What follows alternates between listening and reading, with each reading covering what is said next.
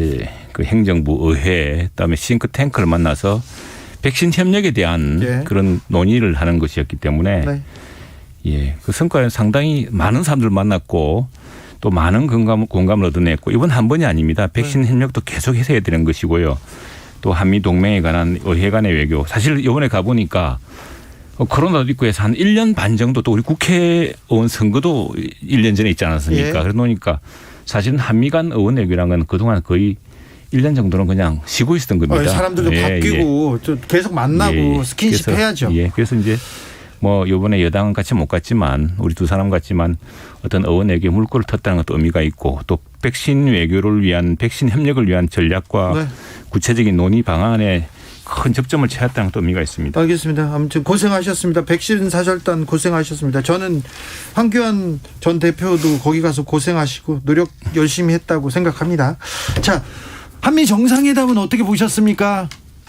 최영도 의원께 먼저 여쭤보겠습니다. 예, 우선은 이제 바이든 행정부와의 트럼프 행정부의 차이가 있습니다. 네. 제가 갔더니 워싱턴에서 그 싱크탱크의 전문가들이라든가 또 외교를 잘 아시는 분 이야기가 쿼드만 하더라도 트럼프의 쿼드와 바이든의 쿼드가 다르다 그러더라고요. 그러니까 네. 사실은 우리 정부로서는 우리 한국을 잘 알고 외교를 잘 아는 파트너를 만난 겁니다. 바이든 대통령이 그렇고 그다음에 국무부 장관도 그렇고 국무부 장관이 특히 이 웬디 셔먼이라고 북핵 협상을 많이 해본 사람입니다. 예. 예전에 그 누구죠?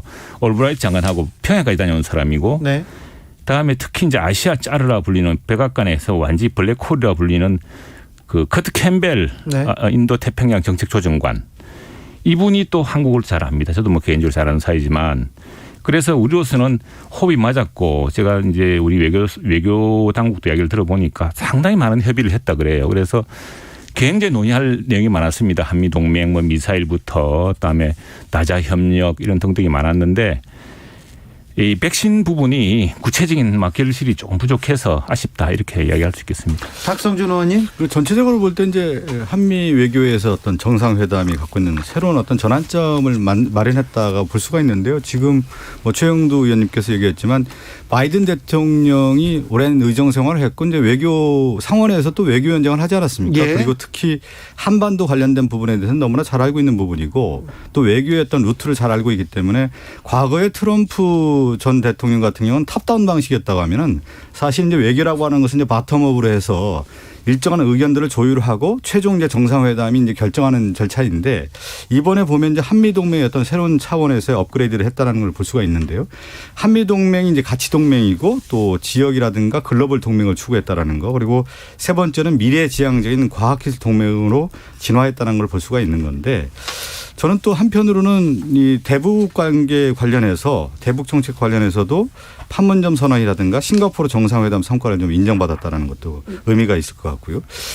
또 하나는 이제 한미 동맹이 이번에 이제 백신과 관련해서도 상당히 의미가 있다. 그래서 이제 과학기술 동맹이라고 하는 차원까지도 얘기가 되는 건데 이 삼성 바이오로직스와 이제 그 모더나 백신을 유택 생산하는 MOU를 체결했다라든가 또 SK 바이오사이언스가 노바백스 생산에 더욱 성과를 내지 않았습니까? 네. 이것은 뭐냐면 한국이 이제 글로벌 백신과 관련해서 생산 기지이자 또 공동 기지로서 평가를 받았고 그것을 같이 동맹의 차원에서 이끌었다라는 것을 매우 중요하게 생각할 수가 있을 것 같고요.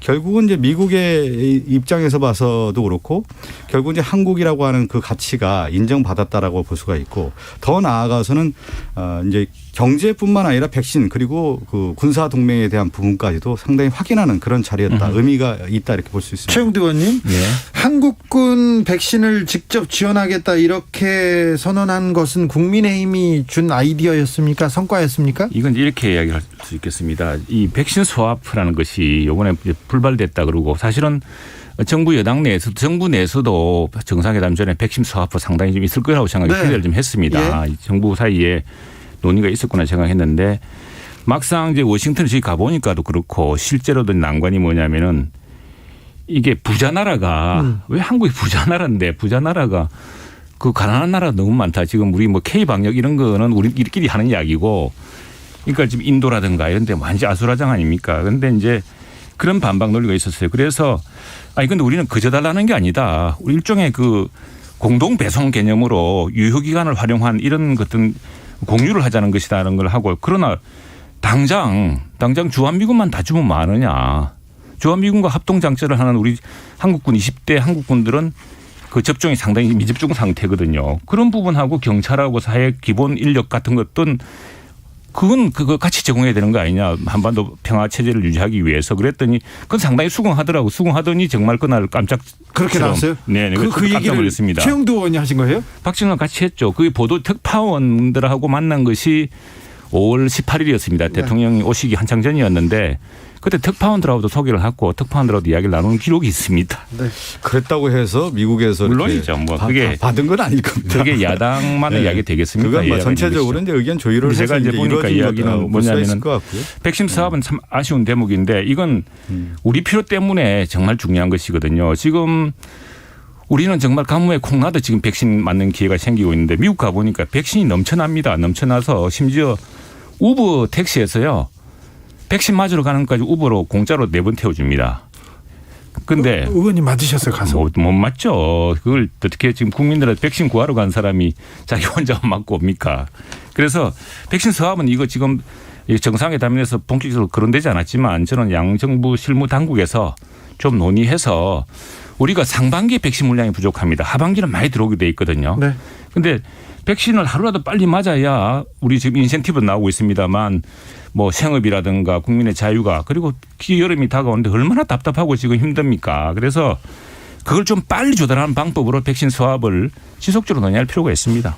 이제 백신 수합에 대한 얘기도 있지만 결국 이번 이제 백신과 관련해서는 충분하게 한미 간의 논의가 됐고 그것을 통해서 생산 기지까지 얘기했다라는 것은 그만큼 신뢰가 있는 거고요. 또 국민 입장에서 봤을 때는 안정적으로 보급이 가능하다라는 것이 이번에 이제 확인됐기 때문에 실제 지금 뭐 11월 정도면 백신과 관련된 부분에 대한 것들은 실질적 효과가 나올 것이다라고 하는 것이 정부가 강력하게 추진하고 있기 때문에 또 믿고 저희가 이제 따라야 되겠죠. 예. 네. 근데 이제 저희가 국회가 할 일이 있습니다. 이번에 내가 보니까 제가 특파원 간담회에서도 이야기 미국 쪽으로 이야기를 했는데 미국의 관심은 이게 지금 미국이 안전해지려고 그러면 전 세계가 백신 접종이 되지 않는 이상은 미국도 안전하지 않다는 길 우리도 마찬가지죠. 그렇죠. 예, 예. 그래서 이제 지금 우리 박 의원님 말씀하셨지만 미국이 최신 백신 기술이 있다면 우리는 최고 수준의 바이오 생산 기술이 있습니다. 네. 그걸 결합시킨다는 아이디어는 이제 여야 모두 다 가지고 있는 공유한 대목인데 중요한 것은 이제 저희들은 국회 백신 특위를 허브 특위를 만들어서 이게요.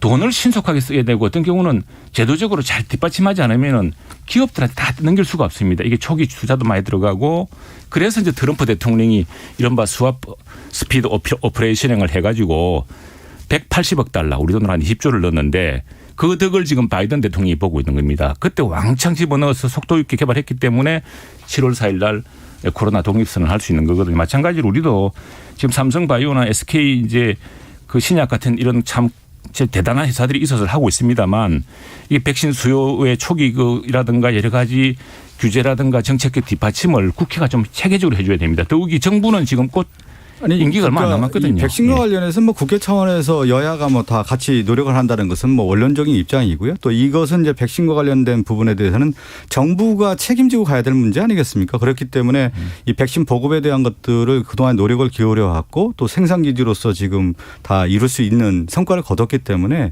뭐 여야가 이렇게 또 협의를 통해서 협조를 통해서 또 지원하고 협력한다는 것은 매우 의미 있는 것이죠. 예. 최영두 의원의 노력과 그리고 북미 한국과 한미 정상회담의 네. 그 성과로 백신 문제 이제 이 수급 문제는 이제 좀 한 겁이 넘은 거 아닙니까? 아닙니다. 이게 이제 6월부터 지금 우리 정보 목표가 1,300만이거든요. 네. 지금 미국이 이제 전 세계에 제공하려던 것이 8천만인데 사실 한 6천만 정도는 아스트라제네카입니다. 그거는 인도로 갈 거로 예상되고요.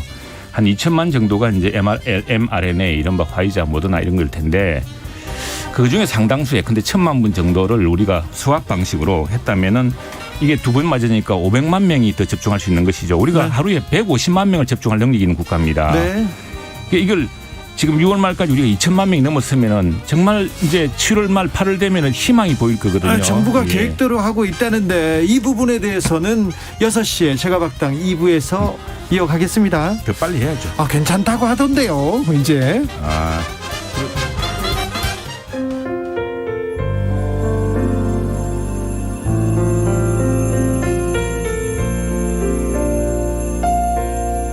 KBS 라디오 연중기획 희망충전 대한민국 431번째 이야기. 안녕하세요. 아나운서 이연주입니다. 12살 성준이의 시간은 2년 전에 멈춰버렸습니다. 고작 10살이었던 성준이는 학교에서 무서운 사고를 당했습니다.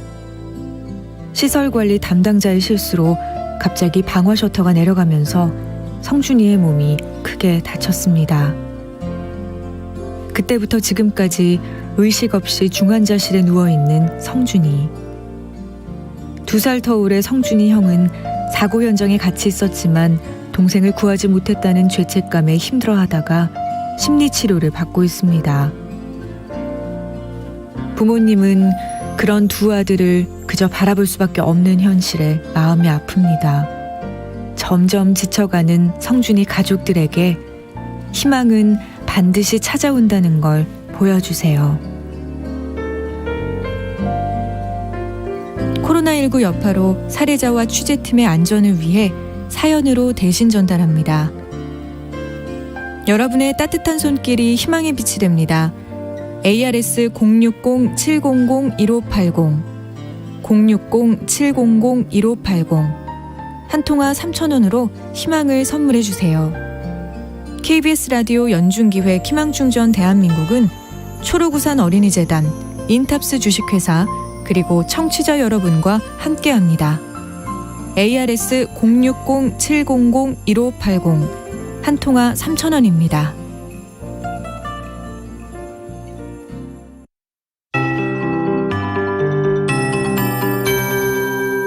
KBS 58분 날씨. 최근 비가 잦은 이유가 최근에 중국 북동 지방에 정체하고 있는 저기압으로부터 찬 공기가 꾸준히 유입되고 있기 때문입니다. 글피까지 이 같은 현상이 이어지겠습니다. 오늘 밤 전국이 대체로 맑겠지만 경기 동부와 강원도엔 대기 불안정으로 천둥, 번개 동반해서 비가 내리는 곳이 있겠습니다. 우박이 떨어지는 곳도 있을 걸로 보여지니까 주의하셔야겠고요. 강원 북부 산지에는 비 또는 눈으로 대신 내릴 수 있겠습니다. 오늘 바람이 상당히 강하게 불고 있습니다. 중부와 경북 동해안 쪽은 바람이 매우 강하게 불겠고 그 밖의 대부분 지역에서도 강한 돌풍이 이어지겠습니다. 오늘까지 각별히 주의하셔야겠습니다. 내일 중부와 전북 경북은 맑은 뒤에 밤에 차차 흐려지겠습니다. 제주도는 내일 오후에, 전남 경남은 내일 밤부터 비가 시작이 되겠습니다. 모레까지 비가 이어질 텐데요. 제주도의 경우는 남부와 서부는 20에서 80mm가량 예상되고 남해안과 제주 북부 서부는 10에서 30, 그 밖의 지역 5에서 10mm가량 내리겠습니다. 특히 제주도에는 내일 밤사이 비구름대가 높이 발달하면서 비가 강하게 쏟아질 수가 있겠습니다. 또 내일 새벽 중부 내륙을 중심으로 안개가 짙게 끼겠습니다. 내일 아침 기온 서울 13도 등 8도에서 16도, 낮 기온은 서울 20도 등으로 예상됩니다. 지금 서울의 기온은 19도입니다. 강혜종입니다.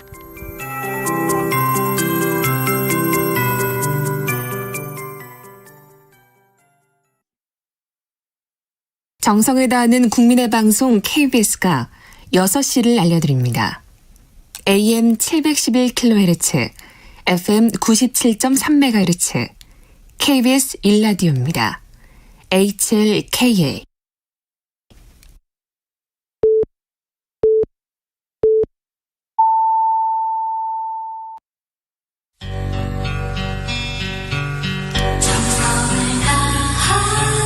정성을 다하는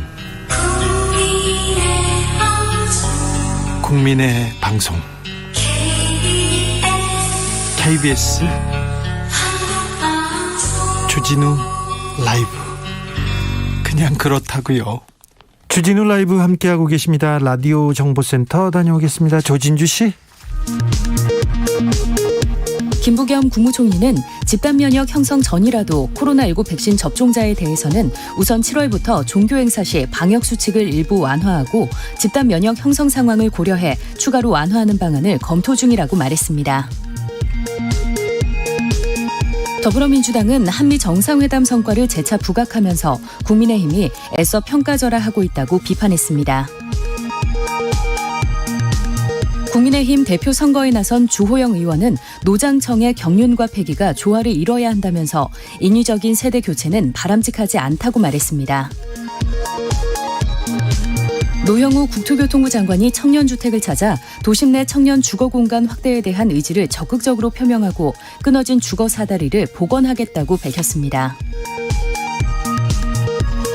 오늘 경기 파주시의 한 농로에 세워진 승용차 안에서 20, 30대 남녀 3명이 숨진 채 발견돼 경찰이 수사 중입니다.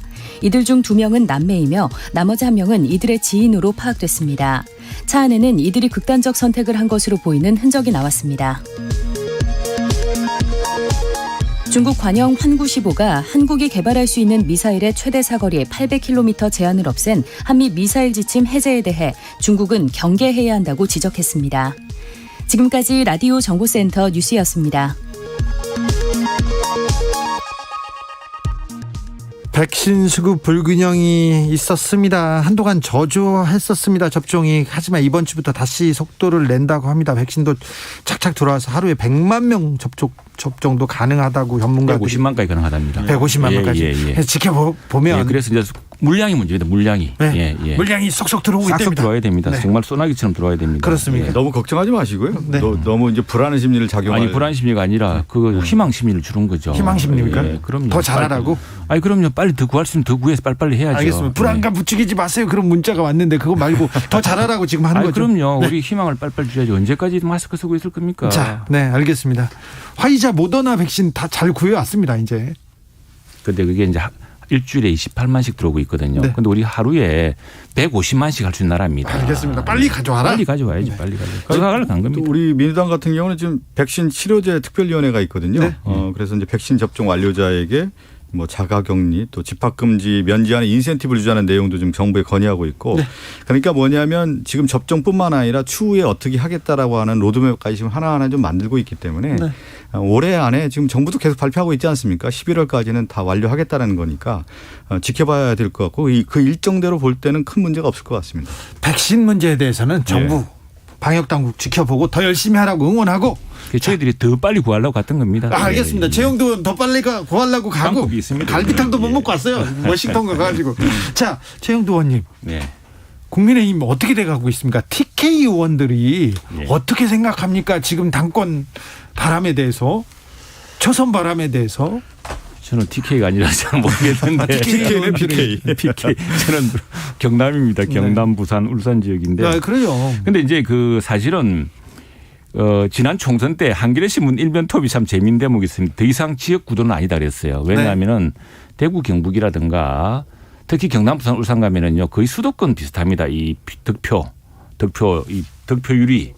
그래서 과거 뭐 특정 지역처럼 몰표 나와가지고 정치를 땅 짓고 헤엄치기 그런 것이 아니기 때문에 그러니까 TK 의원이라고 해서 너건 뭐 지역보다 이것도 아니고 뭐 PK로 가면 더더욱 이제 수도권 비슷해지고 있어서 사실 전국적 일하면 다 반영되는데 지금 어쨌든 그 말이 이제 무색하게 된 것이 갑자기 이준석 의원 또 김웅 의원 또 우리 김은혜 의원 이 세대 교체 바람이 확 불면서 국민들이 지금 관심을 집중시키고 있지 않습니까? 그러면 TK, PK가 힘을 못 쓰면 그러면 제가 좀 하나 언급을 할까요? 네. 전체적으로 이제 큰 흐름이 있는 것 같아요. 지금 시점에서 볼 때 이제 여야의 이제 그 변화의 물결이 있는 것 같고, 지금 이제 저희 당 같은 경우 송영길 대표가 된 것도 민주당 안에서 이제 변화의 물결로서의 어떤 상징적 인물을 나온 것 같고, 야당에 저렇게 이제 지금 새로운 당 대표 선출 과정에서 새로운 인물들이 부각되는 것도 이제 변화고요. 그렇다고 보면 이번 내년의 대선 같은 경우는 변화의 리더십을 발휘할 수 있는 후보가 당선될 가능성이 크다 이렇게 이제 민심을 저는 읽을 수 있을 것 같고요. 네. 그렇지만 이제 다만 저는 저도 이제 정당에 들어와서 활동을 해보면 당의 대표가 어떤 역할을 하느냐에 대한 부분을 우리가 나눠볼 필요가 있을 것 같은데요. 이 당대표 같은 경우는 조직 관리가 매우 중요합니다. 조직 관리라는 거 하는 것은 사람에 대한 관리고 그것은 갈등 관리인 건데 그래서 그 당대표 같은 경우는 조직가가 되는 경우라든가 실제 이해 당사자를 조종하는 능력 있는 분들이 많이 돼요. 그런데 지금 이제 야당의 그 당대표 후보들을 보면은 조직을 운영해 보거나 갈등 관리를 해본 사람들이 아니고 그냥 한마디로 얘기했을 때 지명도가 있는데 약간 개인 플레이를 하는 모습도. 스타 플레이어들 있죠. 스타 플레이어보다는 개인 플레이를 많이 했던 그러니까 세트 플레이를 해보지 않은 개인 플레이어들인데 과연 당 대표의 조직을 운영할 수 있는 능력이 있느냐. 그러니까 지금의 어떤 변화의 물결의 상징적 인물로서는 등장할 수 있지만 조직을 유지하는 데 있어서의 그 힘을 발휘할 수 있는 에너지가 있겠느냐. 그거에 대해서는 저는 좀 반문을. 야, 우리 박성준 의원 말씀 듣고서 주호영 원내대표가 제일 기뻐하시겠습니다. 그런데 박성준 의원은 이준석 전 최고위원이 당대표가 됐으면 하는 응원하는 쪽인 것 같은데요. 그거는 뭐냐면 이제 당의 조직이라고 할 때 이제 이렇게 볼 수 있어요. 지금 시점에서 봤을 때 그 시점과 추후의 시점을 나눠볼 필요가 있는데 지금 시점을 봤을 때 이준석이라든가 뭐 지금 김웅이라든가 뭐 다른 분들이 이제 등장했을 경우에 지금 국힘당의 지지자들이 국민의힘의 지지층들이 뭐 60대 70대인데 그럼 20, 30대까지 넘어올 수 있다는 것은 우리에게 위기인데 그럼 민주당 입장에서도 또 새로운 변화와 함께 같이 이제 정치적인 변화의 물꼬를 틀 수밖에 없는 환경으로 이제 조성이 된다는 것은 저희 당 입장에서 이제 긍정적이고요. 또 한편으로는 제가 얘기한 것처럼 리더십의 문제에 있어서 위기가 올 수 있다. 그랬을 경우에는 사실은 보통의 이제 과거에 이 정치의 리더십 형태를 보면은 스타 플레이어나 개인 플레이를 하는 사람들 같은 경우는 자충수를 많이 뒀습니다.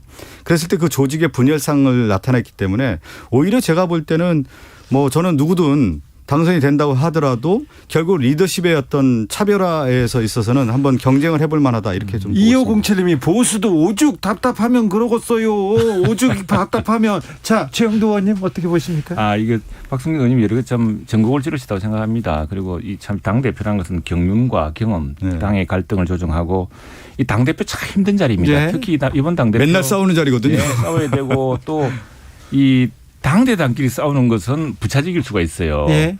모든 게 그렇습니다. 당 내부에서. 당 내부 갈등을 조율하는 것도 힘들고 또 이번 당대표는 이제 대선 후보를 뽑아야 되는 대표여서 기간도 10일을 지나면 대통령 후보가 다 이제 책임을 지고 간 자리에서 크게 재미가 없는 자리인데 그런 자리를 하시겠다고 이제 나서는 분들이 대단하시고 다음에 고맙죠. 그리고 이제 또 하나 사실은 뭐 우리 조금 전에 말씀하셨지만 이게 뭐 TK니 뭐니 지역 논란에 휘말릴 뻔 했는데 이 젊은 바람이 확 불면서 지금 그거보다는 야 이거 세대 간에 정말 경륜이냐 아니면 참신함이냐 젊음이냐 이런 이제 주제가 되어서 저희 당으로서는 한편으로서는 굉장히 흥행이 되고 있어 좋고 다른 한편으로는 우리 박 의원님 말씀하셨지만 과연 대선까지 당을 체계적으로 관리하는 리더십은 또 어떻게 될 것이냐 뭐 그런 것도 오늘 함께 생각하게 됩니다. 송영길 대표님하고 제가 점심을 같이 했습니다. 예, 같이 예. 하면서 이런저런 얘기하다가 제가 이런 질문 드렸거든요. 송 대표님 몇 시간 주무시냐고 네. 그랬더니 몇 시에 깨냐고 제가 또 여쭤봤죠. 했더니 아침 한 5시쯤 깬다는 거예요. 예. 생각이 너무 많아가지고. 왜 그러냐면 당대표는 매일 선택과 결정하는 시간이거든요. 그건 뭐냐면 고민의 시간이거든요. 그러니까 잠을 잘 때도 고민할 수밖에 없는 건데 지금 최영도 의원님이 얘기한 당내 사안이라고 하는 것이 얼마나 복잡하고 이해 당사자들 또 의원들 간에 또 이 정책 관련해서 조율하기도 되게 어려운 겁니다. 한마디로 얘기해서 교육 정책이나 부동산 정책이나 이걸 모든 걸 다 결정해야 되는데 우리나라 사회라는 게 얼마나 중증적으로 복잡한 구조입니다. 이것을 쾌도난마식으로 가야 되는 자리인데 잠이 오겠습니까? 그래서 연륜과 경륜이 필요하고 리더십이 강력한 리더십이 필요하다는 얘기죠. 그래서 이제 초당파적인 협력을 해야죠. 이제 대통령 마지막 임기인데 이제 대통령 후보는 따로 뽑고 정당끼리는 좀 협력해서 백신 특위도 같이 만들고. 7925님께서 스타 플레이어에겐 김웅룡 감독 같은 분이 이렇게 필요한데. 조율사가 필요하죠. 네, 호랑이처럼 이렇게 뚝 카리스마를 가지고 끌고 가는. 0926님께서 민주당 그런 걱정 안 해도 됩니다. 이준석 정치 10년 차입니다. 10년 차 이렇게 합니다. 싸움도 잘해요. 이렇게 얘기합니다. 야, 바람이 불고 있습니다. 바람이 불고 있어요. 이 바람을 민주당에서는 어떻게 생각하는지 국민의힘에서 KPK 의원들은 또 어떻게 생각하는지 참 자못 궁금합니다. 자, 내일부터 바람 얘기 때 하나만 언급을 하려면요. 좋습니다. 바람이 그냥 단순한 회오리가 아니라 지속적인 어떤 큰 물결로 가야 되는 거거든요. 바람은 바람일 뿐인 겁니다.